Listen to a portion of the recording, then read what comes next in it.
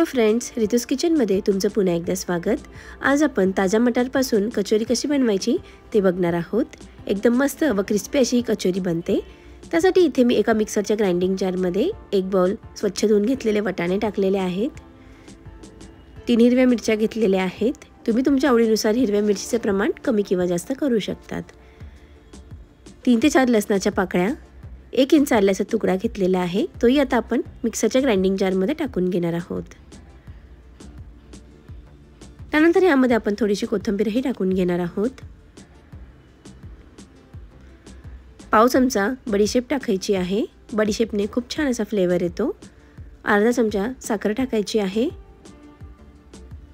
यामध्ये आता आपण थोडंसं पाणी टाकून याची पेस्ट करून घेणार आहोत। हे बघू शकतात, इथे आपली छान अशी पेस्ट रेडी झालेली आहे।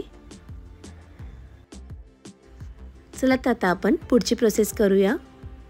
त्यासाठी इथे मी एक पॅन घेतलेला आहे आणि त्यामध्ये 1 चमचा तेल घ्यायचं आहे। तेल छान गरम झालं की त्यामध्ये थोडा हिंग टाकून घेणार आहोत। त्यानंतर आपण जी करून ठेवलेली पेस्ट आहे तीही आता यामध्ये टाकून घ्यायची आहे। पेस्ट टाकून झाल्यानंतर यामध्ये आता आपण काही मसाले ॲड करून घेणार आहोत। सगळ्यात आधी चवीपुरतं मीठ टाकून घ्यायचं आहे। पाव चमचा जिरा पावडर हे टाकून घ्यायची आहे। पाव चमचा धना पावडर, पाव चमचा काळा मसाला, पाव चमचा लाल तिखट, पाव चमचा चाट मसाला आणि पाव चमचा आमचूर पावडर ही आपण यामध्ये टाकून घेणार आहोत। हे सगळं टाकून झाल्यानंतर आपण हे व्यवस्थित असं मिक्स करून घेणार आहोत आणि हा मसाला आपण ड्राय होईपर्यंत छान असा परतवून घेणार आहोत। तुम्ही बघू शकतात, इथे आपला कचोरीसाठी लागणारा मसाला रेडी झालेला आहे।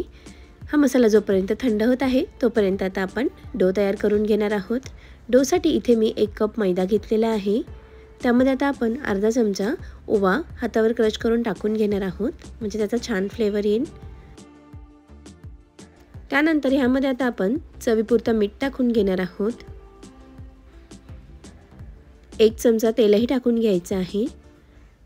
हे सगळे इन्ग्रेडियंट्स आपण व्यवस्थित मिक्स करून घेणार आहोत आणि त्यानंतर जसं पाणी लागेल त्याप्रमाणे ॲड करून याचा सॉफ्ट असा डो तयार करून घेणार आहोत।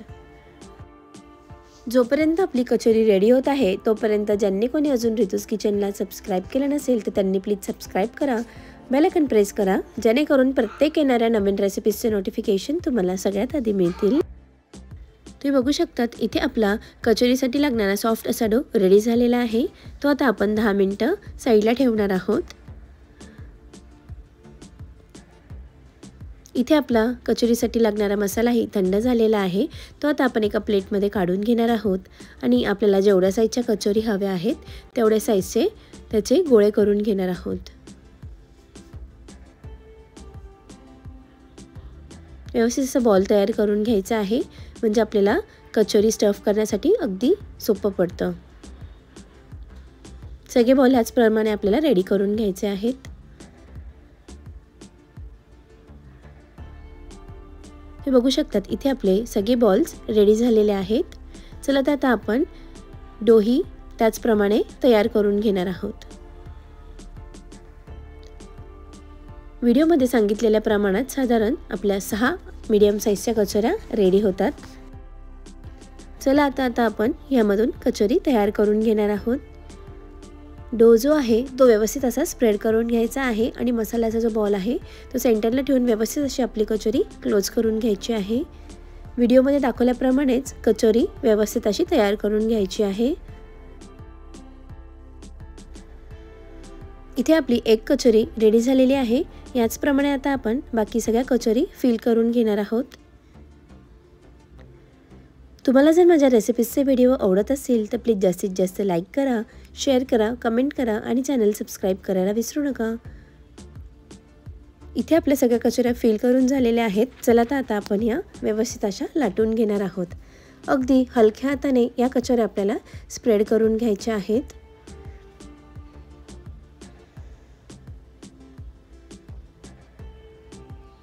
अगदी पातळही करायचं नाही आहे, आपल्याला थिकच ठेवायची आहे।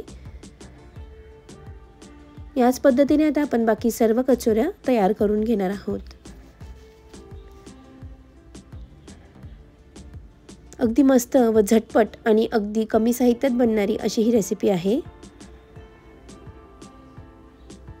इथे आपल्या सगळ्या कचोऱ्या लाटून तयार झालेल्या आहे। चला तर आता आपण ह्या कचोऱ्या तेलामध्ये तळून घेणार आहोत।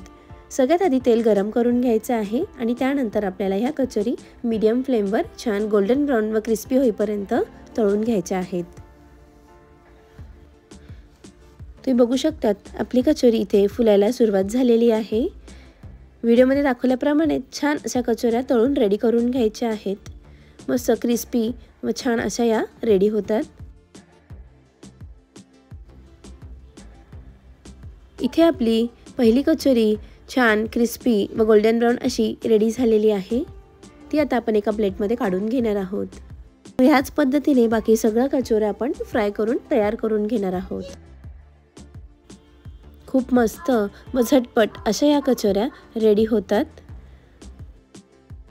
या कचोऱ्या तुम्ही सॉस सोबत, हिरव्या चटणी सोबत किंवा मिरची सोबतही एन्जॉय करू शकतात।